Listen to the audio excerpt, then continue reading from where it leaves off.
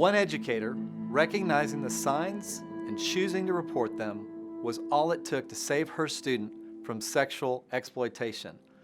One neighbor taking action was all it took to free a young woman who had been sold into slavery right next door. One bystander choosing not to look away was all it took to rescue a 13-year-old who was tied to a bed, drugged, and sold for sex. One person, one moment, one act that saved a life. You are about to see the stories of these real Texans who chose to be the one in the fight to stop human trafficking in our state. I'm 22, I was 13 at the time. Until this day, in ways, it still affects me. Before it happened to me, I knew it happened, but I never knew that it would happen to me. We start tonight with a human trafficking concern right here in Odessa. An Amarillo man is jailed in Wichita County after a human trafficking operation conducted by law enforcement agencies in West Texas. It's constantly moving throughout the country, even here in El Paso. We're not just talking about forced prostitution, but forced labor. Human trafficking knows no race, knows no gender, knows no ethnicity. And it doesn't matter where you're from, whether you're an adult, whether you're a child. I'm here to tell you it happens everywhere. It happens in the smallest of towns. It happens in the largest of cities. It's not a Madisonville thing, but if it can happen here, it can happen anywhere. Human trafficking is essentially the debasement of humanity.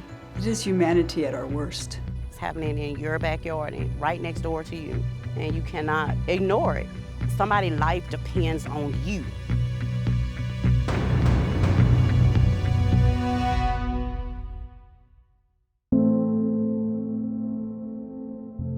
The very first trafficking case that was tried in San Antonio, Texas, involved a 13-year-old child. Human trafficking was not a word that anyone in San Antonio knew, but they learned about it through her testimony. It actually started like any other day. Like, I woke up, a friend called me, "Can you go with me over here?" Something that I do every day, like people I hang around with every day. And I went. We were actually there to buy drugs. I remember walking in, talking, and asked if I could use the bathroom. I remember using the bathroom, and when I tried getting out, I couldn't. I tried opening the door, like messing with the lock, and it wouldn't open. It was a weird looking door. Well, it had a lock on the outside. I heard them tell my friend that I had already left. So she ended up leaving. And I remember them coming to the restroom and opening the door. And just right there, I guess something snapped in my head what was going on. So I tried to run and like fight and kick, but I was too small.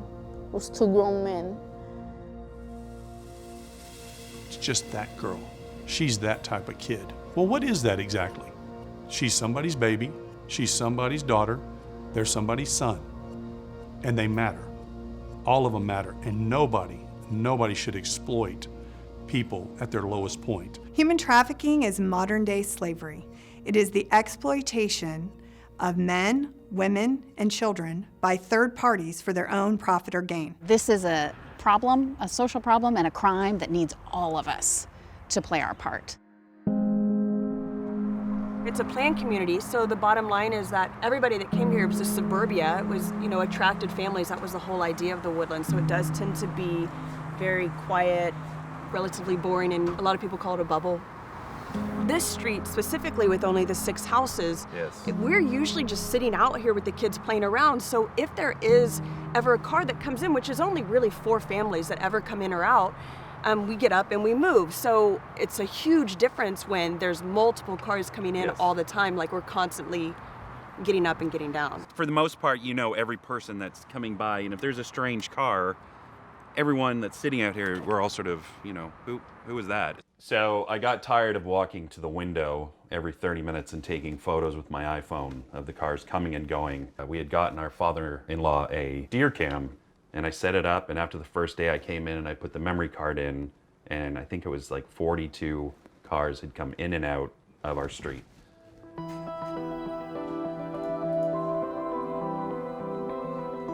This car is interesting because it was the owners of the house, and they would come once a week to drop off groceries, and that was probably the only car that you would notice again and again. It was amazing to see all of the high-end cars coming in, Porsches to Maseratis to broken down pickup trucks to cars with stickers that their children were on the honor roll at our local school.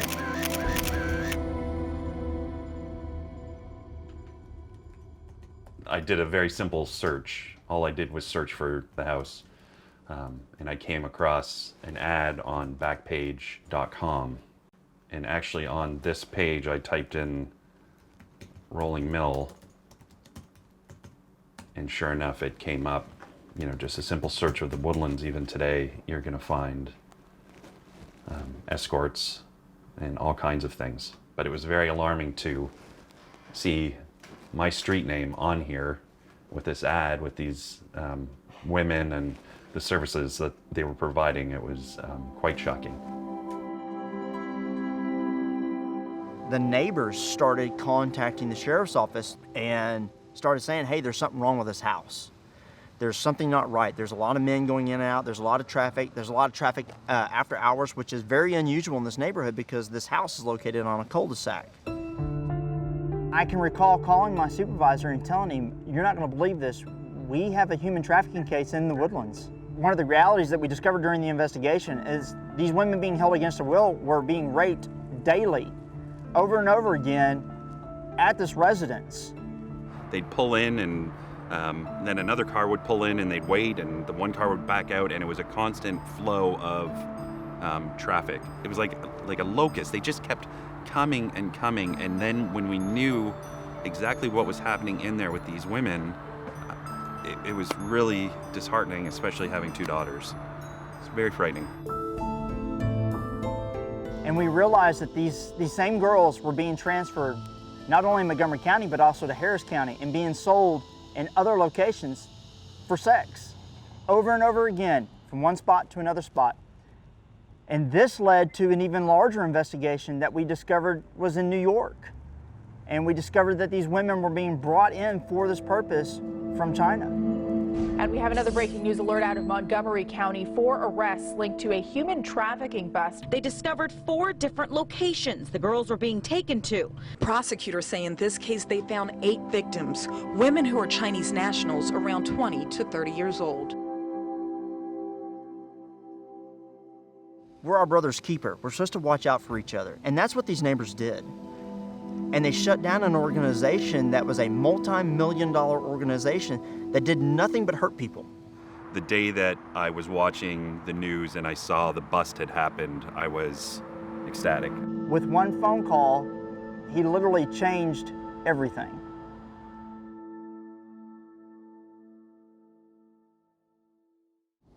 They took me out the restroom.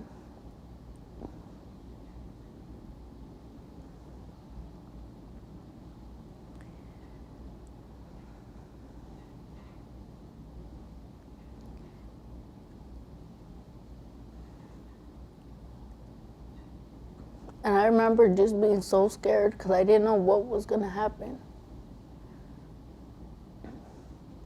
I fought, I kicked, I screamed. It's like nobody heard me. They tied me up to the bed. And they just took turns raping me. For the first couple of days, it was just them two. And then after that, they would be at the door, and other guys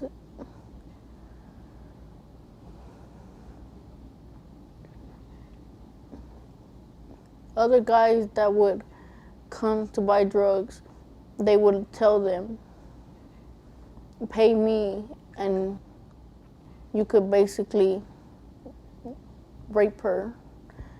And I remember I would kick and scream, but I really couldn't do nothing because I was tied up. And after that, it was like day in, day out, all like different guys would just come in and rape me. And I remember when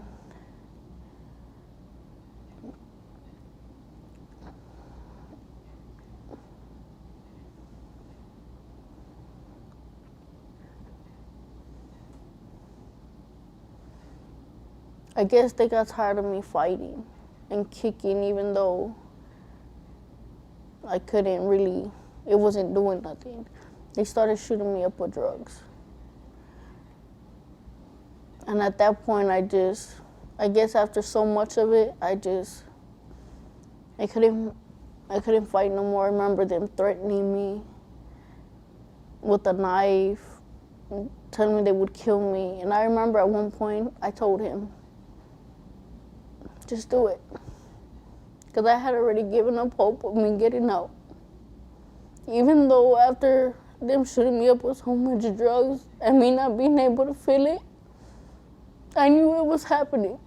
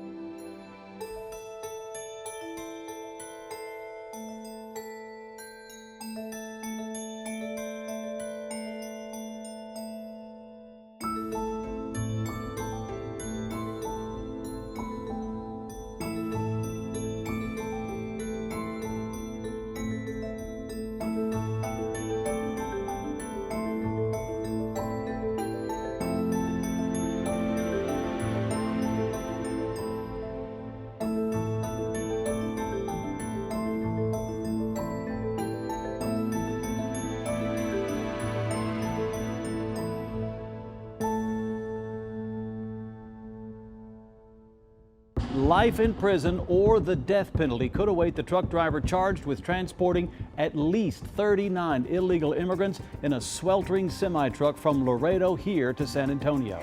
But as we looked at the list of crimes, we did not see human trafficking listed. Smuggling and trafficking are two entirely different crimes. Smuggling or illegal entry is a crime against the border of a nation or against the sovereignty of a nation. Human trafficking, on the other hand, is a crime against a human being. Smuggling or illegal entry requires movement. You don't have to be transported to be trafficked. You can be trafficked in your own home.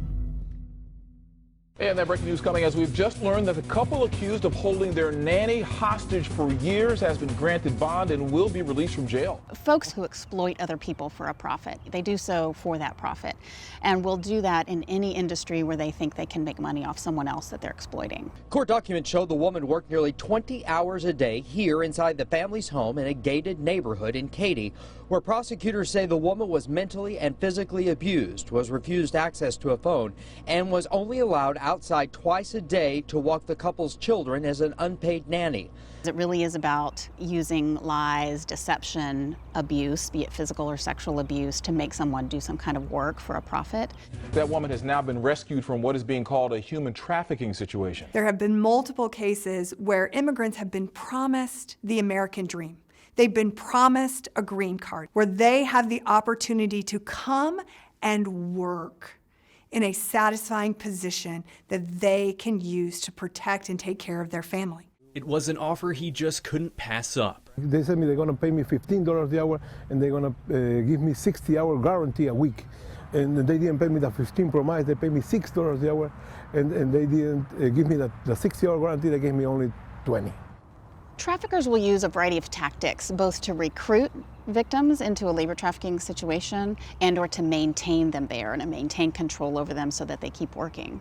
One might be taking advantage of the vulnerability of someone. So maybe someone is vulnerable because they've fled their home country.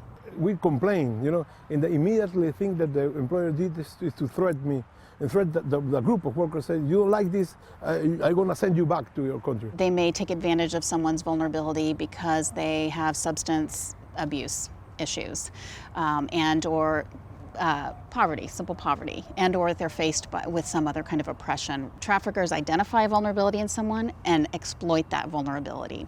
It can be in the sex industry, or it can be in other industries that are considered legal industries like agriculture, hotel work, construction, food processing, potentially any industry.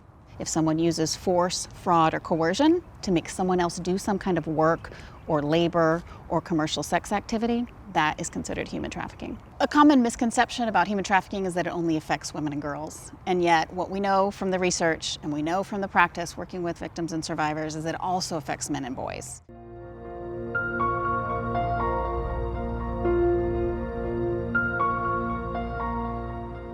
This research is unique. It's non-generic. It's Texas specific.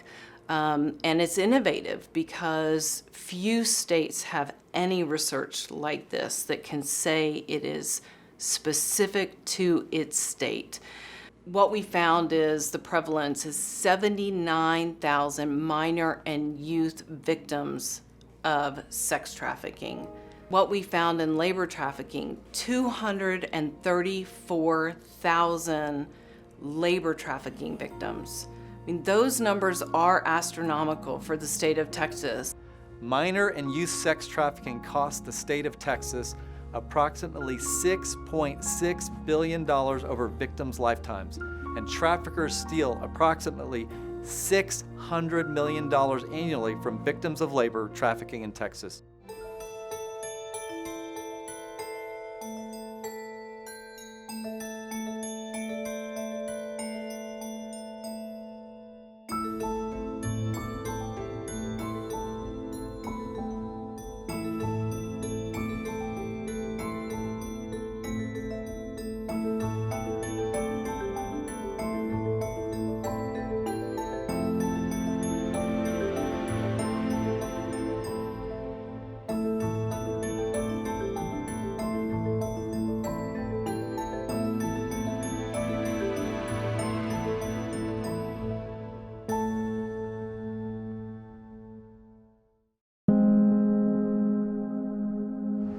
Madisonville is a town of approximately just under 5,000 people. It's a quiet, nurturing, close-knit community.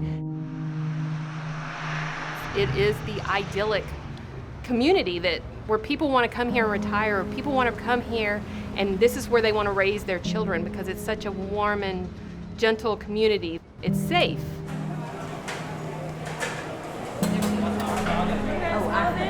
Right here. If I had to describe Madisonville, it would be community. I love this town. I love Madisonville. But if it can happen here, it can happen anywhere. It really can. What's interesting about the Madisonville case and how one person can make a difference.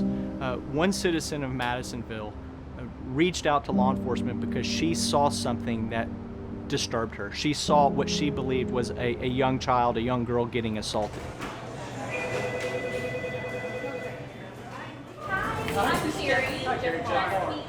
Carrie Rose saw something that she saw didn't look right, and her first thought was, I don't know if this is anything, so I won't say anything.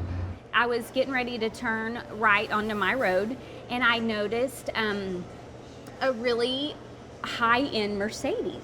So when I drove past, I noticed that there was a young blonde girl. She's screaming, help me, like help me. She's screaming like I could hear her. And so I was so shook up that I pulled over and I called 911, and by this time they did pull out into traffic. They were going towards 45. And so I just called and I said, I don't know what I just witnessed, but you have to come fast. There's a Mercedes, they're headed towards 45, and they're holding someone against their will. You know, at first I was like, I don't know what I just witnessed, but it took me 10 seconds to be like, I have to be that person's voice. This was a basic case of 33-year-old approximately female here in Madisonville that was literally running a brothel on a nice quiet residential street. She was, had supplying drugs, supplying a roof over people's heads, supplying food to numerous transient and homeless females coming through the Houston area and on a circuit. And one of those such females was a child in which she had been literally grooming into prostitution since this girl was 12 years old. In fact, her mother, the girl's mother, introduced her to Jennifer Kelly. And Jennifer Kelly taught her prostitution, literally became her best friend, had a photo of her above her headboard in her bedroom of the child, and the child even got her name tattooed on her. Jennifer was the Madisonville pimp. And she's sitting in prison this day because of the actions of one person. Literally 2 children were saved. Human trafficking. You know, I had the prosecutor sit across from me today. And at the end of our conversation, he looked at me and he said, because of that phone call and because I was willing, that I saved 2 girls' lives that day. You think about it happening in your neighborhood, on your street, when you witness something like I witnessed that day, it changes you. It changes everything. I hope the day comes where our victim is 25 years down the road and maybe she has kids of her own. And it's at that point maybe for the first time she realized that somebody was a voice for her back when she didn't know that she needed a voice. And you may be the only voice that they have. It's important. I'm realizing that now. It's really, really important to speak up and to be aware.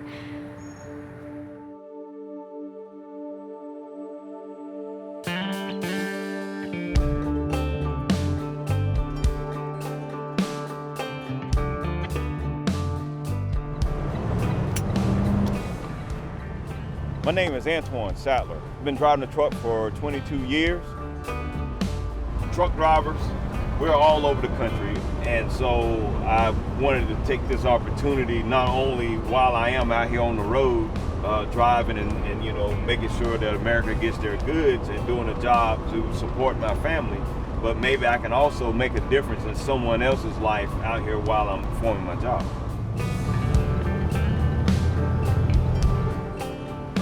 Five years ago, before the training, if I would see anything on the road, I would pretty much say, oh man, that's a bad choice.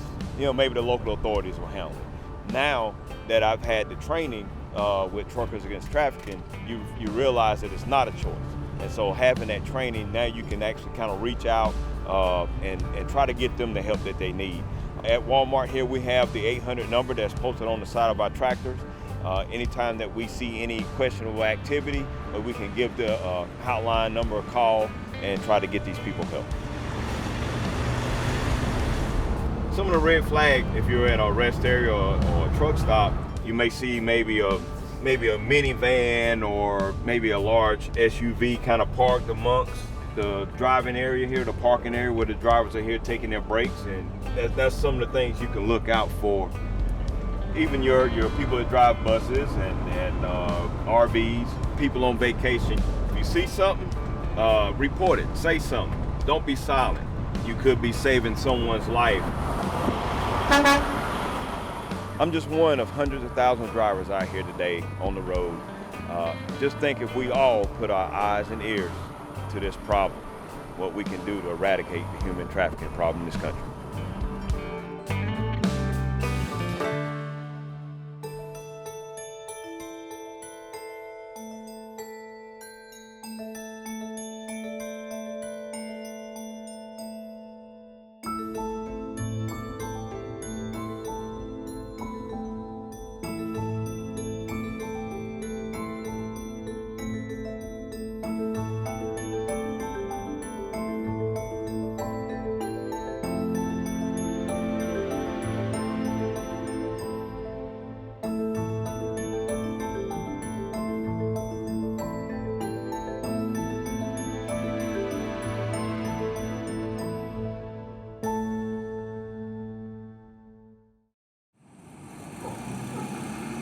I had already knew Bobby from the store where I used to hang out, S&J's.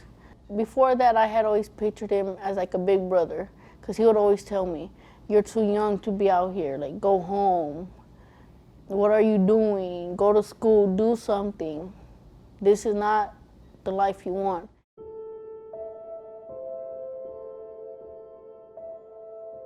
I think I was already there going on about 2 weeks. And I remember when he walked in the door, even though I had already given up on getting out and anyone ever helping me, that hurt. I remember crying, and in my head, all I was saying was, why? Like, out of all people, you, the one that I pictured as my brother. And I remember him, when Spider closed the door, he picks up his pants, because I guess he was trying to act like he was going to. But when he made sure the door was closed, he told me, he goes, what happened? Like, I'm gonna get you out of here. He goes, I'm gonna leave, but I'm coming back. And I remember telling him, like, no, like, don't leave me here. He's like, I promise I'm coming back. And I honestly didn't think he was gonna come back. But he did. Spider had left, I guess, to go get something that he didn't have. And I remember he's like, can you get up? And I tried and I couldn't. He's like, just come on. And I remember I was running, and I remember I stopped and I looked back and I see Spider coming. And I got so scared that I froze, and I told him, no, no. He's like, come on. He goes, I'm not gonna let nothing happen to you. And we ran to he said it was his sister, Lucy. And they like helped me like clean me and like take a shower and everything. They gave me clothes. Bobby Ojeda took the time to see a child in need. He could have walked away, and he made the difference. And because of that, she is alive today, because of Bobby Ojeda. Human trafficking is a persistent problem in Houston. Human trafficking is a problem in Houston on a lot of different levels. Top of the list, of course. We're one of 2 cities in the country with 2 international airports within our geographical limits, and there are a number of highways in and out of the city of Houston.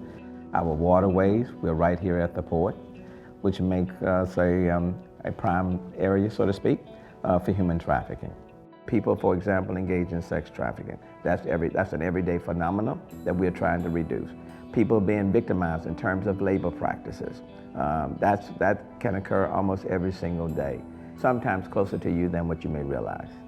We've got about 22,000 plus employees that we have worked with, trained to be more aware of human trafficking and to be proactive and work on the preventive end.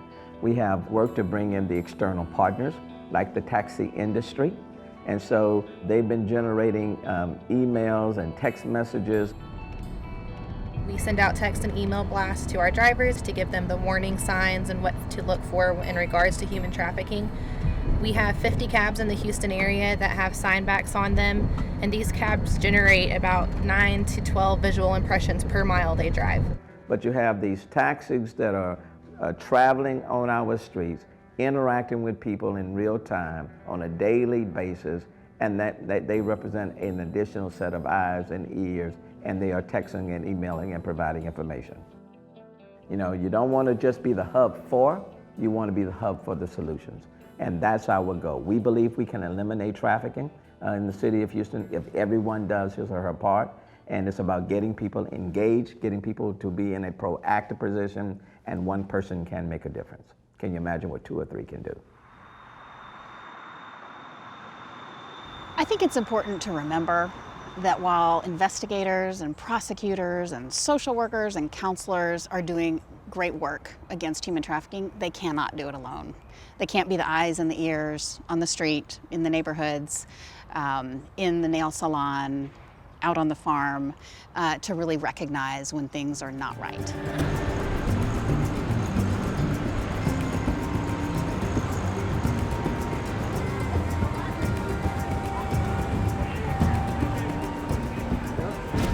You know, tonight it's the weekend.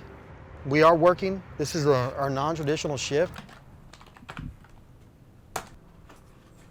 So Backpage, if you don't know anything about it, I call it the other Craigslist.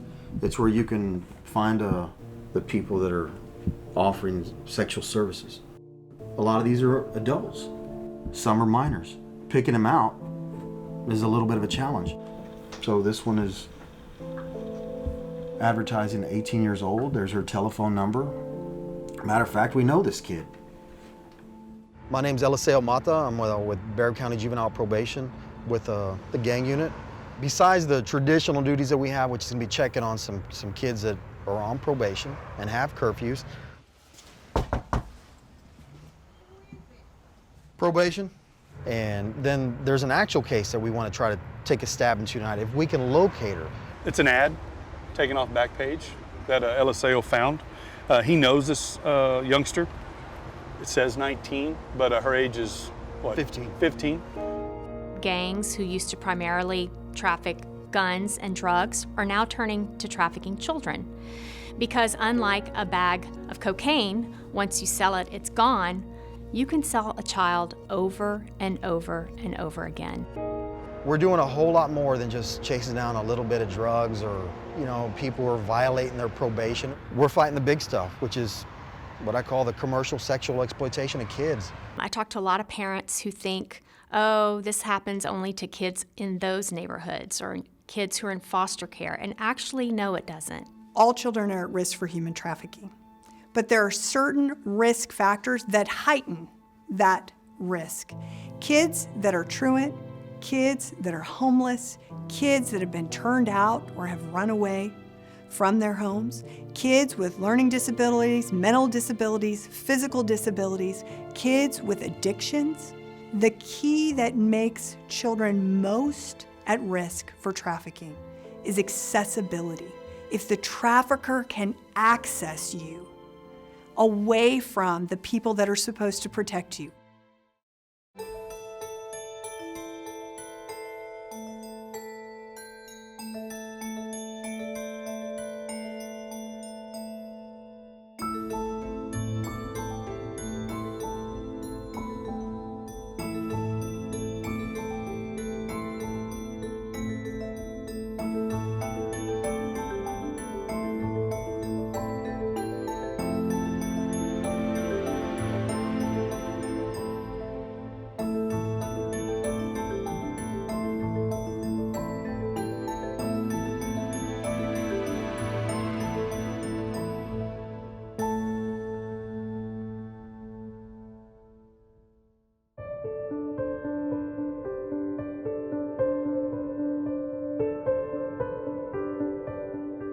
I was an assistant principal at the time, and my job was to ensure, first and foremost, the safety of students.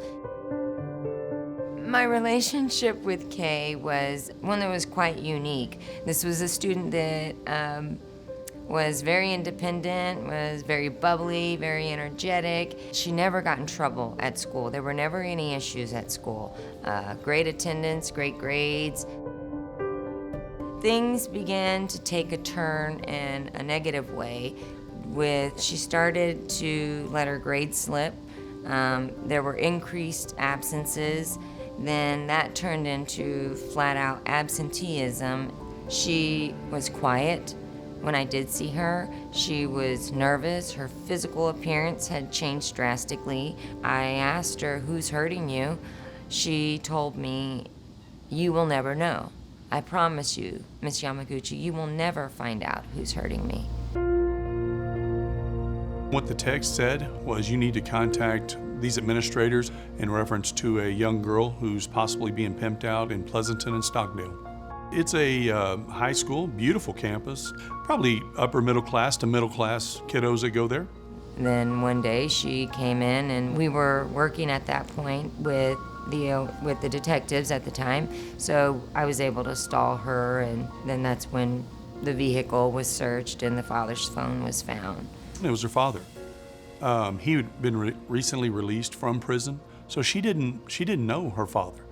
She yearned for the love of her dad, and he came out and he exploited that. That's a tough weapon to defeat, is love, caring, all the emotions. And now you're gaining that from your trafficker. Why would you want to see that go away? You wouldn't, so you protect them. You protect them. And that's why it's tough for us as law enforcement to beat down those walls, to find the victims. They don't self-identify. So it's the others, like the administrators at Steele, that saw the signs. And they knew something wasn't right. And somebody needed to look into it, because that kid is worth it. Every kid is worth it. They don't get to pick what cards are dealt to them. And you have people that are bad that exploit that. They see the hands that are dealt. It's almost like they can be mind readers, and they can pick out these kids. So you have got to be the one and continue to break through the walls. And when you're not getting the right response, you got to keep making another phone call, as Ruth Yamaguchi did. Ruth Yamaguchi, she's the reason. She's the reason why Kay's father is doing life in prison, and that young girl was saved. There's no telling how many kids she saved.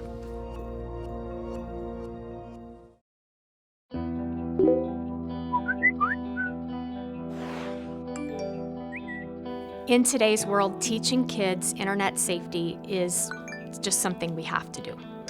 We all need to care about this issue because all of the children in our lives are at risk. I think you know that we brought everyone together today to talk about human trafficking. How old were you guys when you guys got your first phone? 10. 6th grade. 12 probably. I was 12. Yeah. I've seen like 7-year-olds with Yeah, iPhones. oh yeah. Mm-hmm. So how many of you, just out of curiosity, have any kind of parental restriction on your phone at all? One. What kind of restriction? Now I feel like the loser. Your parent would disagree.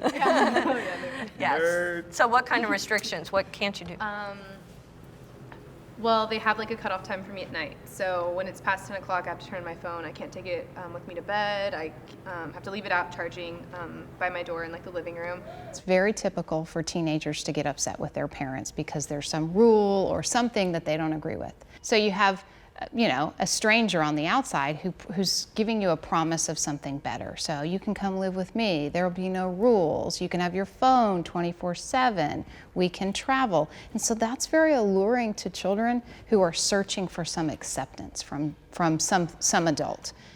I'm guessing maybe most of you, if not all of you, have Snapchat or Instagram or something along those lines. What do you use the most? What's your favorite? Instagram. Twitter. The tools of a trafficker on the internet are too many to list. Any social media site, chat rooms, any number of forums.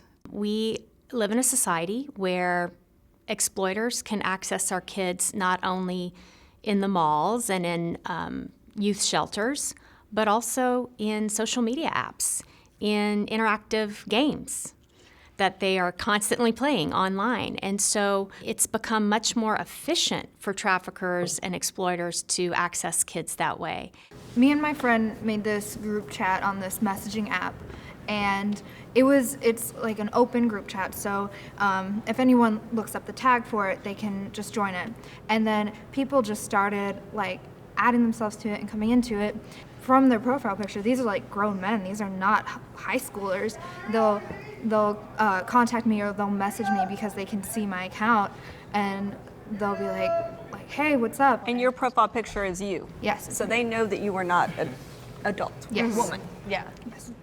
And they're looking for kids who are spending a lot of time on the social media apps, who are maybe sharing a little too much, who seem to be reaching out for someone to pay attention to them. They can tell that the parents aren't really watching, aren't really monitoring what they're doing online. The people that are trying to lure young people aren't out there showing the ugly side of themselves, the predator sides of themselves. They're showing young people exactly what they want them to see. They're grooming them. They're looking for opportunity to maybe get them away from the adults in their life. So in 7th grade, when I was obsessed with being famous, some guy DM'd me asking me if I wanted to become a star. And I was like, oh, yeah, me being the naive little 7th grader. I was like, oh, yes, totally, you know. He wants information, his address, and everything. So she was my mom, she was like, oh my God, block him. So we did. The next day, he made another account and then DM'd me again. I would say traffickers cast a wide net. They'll send lots of friend requests, lots of follow requests, make lots of comments. They'll cast their net wide and all they need is one. And whether it's general conversation over a couple hours, a few weeks, a few months, each victim is different. It's so common nowadays for teens and kids to build relationships online, whether they think they know that person or that person seems to have something in common with some of their interest or another friend. And so they allow that person into their social media world, whether it's on Instagram, Twitter, Snapchat, you name it, any of those. And they think they're talking to someone that they don't really know. My phone's at 1%, but I actually have someone right now who's trying to follow me and I don't know who they are and it's been pending for like weeks and I'm still trying to figure out who it is. When I talk to parents about the internet, I usually start by talking about some scary person who comes to your front door, knocks on it, and asks to talk to your 12-year-old child. You would look at them, slam the door on their face, and probably call the police. But unfortunately, that same person has access to your 12-year-old son as he's on his PlayStation playing his video games with complete and total strangers that you've never met. I would tell parents that it's imperative that they know what their kids are doing. If you're going to provide your child, your teen, with access to the internet, whether it's a tablet, a cell phone, a computer, it's imperative that you as the parent or the guardian or the influential person in that child's life to know what they're doing and who they're interacting with. What are some of the apps that kids hide from their parents? Snapchat. I think Snapchat's Snapchat. Number one, probably. Like on my phone, because I have an Android, you can hide apps. Like if you go to your menu and then you tap on like the dots in the corner, you can hide apps, and unless you actually click show hidden apps, like you can't see them anywhere on your phone. They've got to have adults, whether it's a trusted teacher or a counselor or a parent, who they can come to and say, hey, this is what's going on. What do I do about it?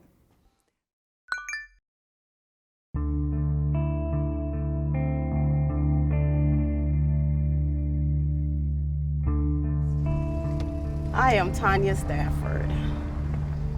I was sold at the age of 13 by my mom for drugs.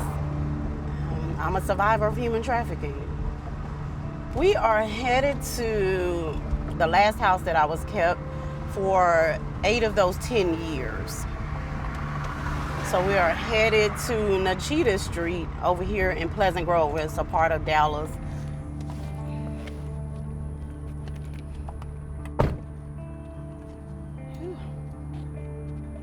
So this is the house that I was kept in for 10 years, 8 of the 10 years.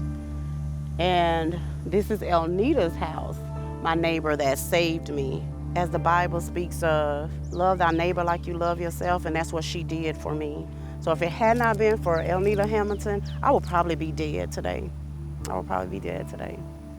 How he kept me for 10 years is beating, rape, threat of killing me and burying me in the backyard and somebody not knowing where I'm at.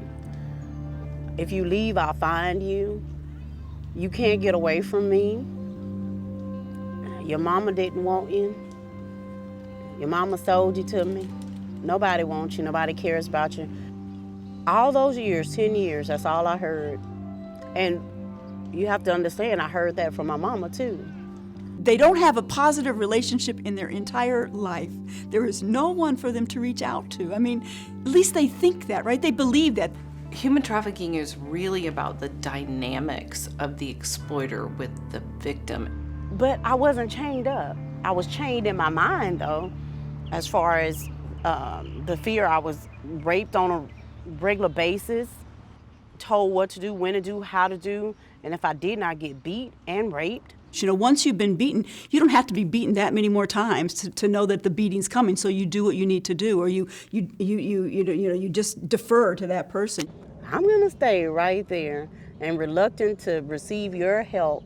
If you're just trying to help me, it's how much are you gonna help me? Are you gonna re-victimize me? What do you want? What do you want? Because if somebody asked me if I did need some help, the first thing in my mind is, because I was trained, they don't want anything but sex from you too. Don't pepper them with questions. Don't sit there and try to pry. The question is building that relationship. Do you care about them as an individual? When that person knows that you love them for who they are, then that gives them the ability to share with you things that they wouldn't otherwise share. When we are out in the community, do we recognize those folks that usually are invisible to us, those that live in the margins of our world? Do we look at them? Do we look them in the eye and have a real conversation with them? Do we ask them how their day is and pay attention to how their day is? You know, to solve this vile issue of human trafficking, it's about relationships. And Elnita was persistent with asking, how am I today? Are you okay today? What Elnita offered me to get out that situation was friendship. First it came friendship. Well, first she built a relationship with helping me to trust her. If I trust you and you don't want anything from me, I'm gonna tell you everything. I will spill everything. I will tell it on everybody. And so I was taking out the trash, and she was getting in her car to go to work. And she asked me, was I okay? I told her, I looked around, make sure he wasn't there, and then I told her I needed help. I needed help. Girls like me are kept. It's happening in your backyard and right next door to you. And you cannot ignore it. You can't ignore it. Somebody's life depends on you.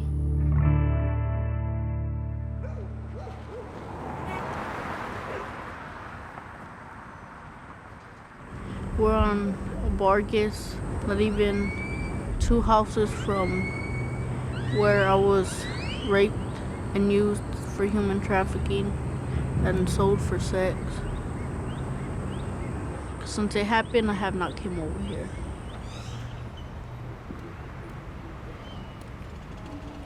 Kirsta Melton. To me, she's the best person I've ever met. Because she believed me.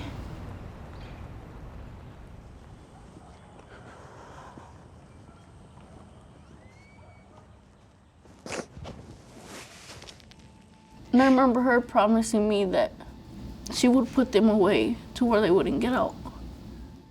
She's only 17 years old, but prosecutors say at 13, she was a child sex slave.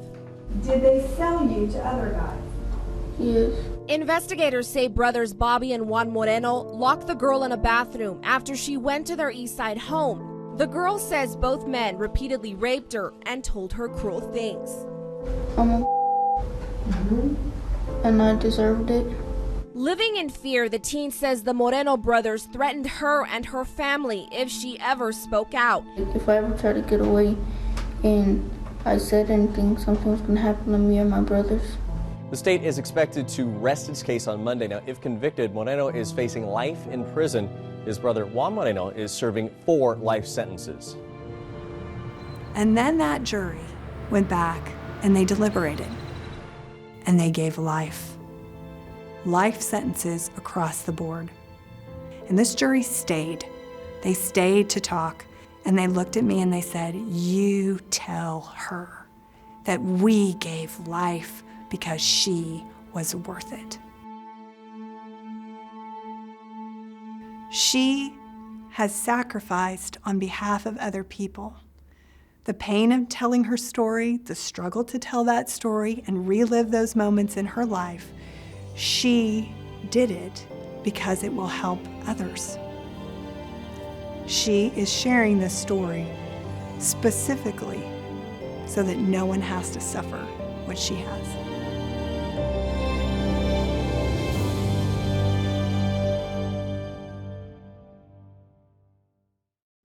How can you be the one?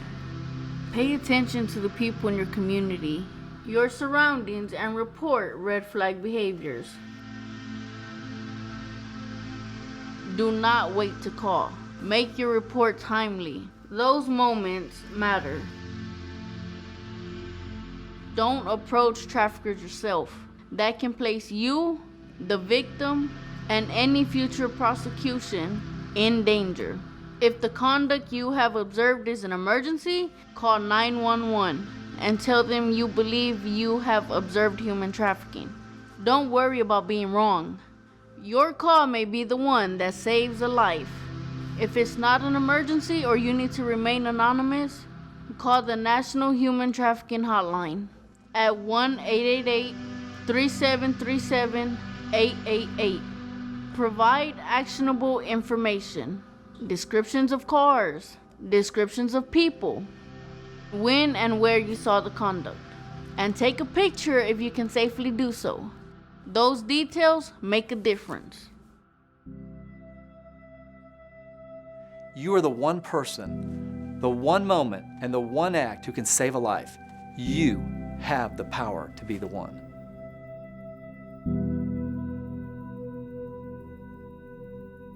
Speak up. Speak up. It takes one voice, and it doesn't cost a dime. Be the one in your city. Be the one in your high school. Be the one on the road. Be the one in your neighborhood. Be the one on your street. Be the one for your neighbor. Be the one to save a life like mine.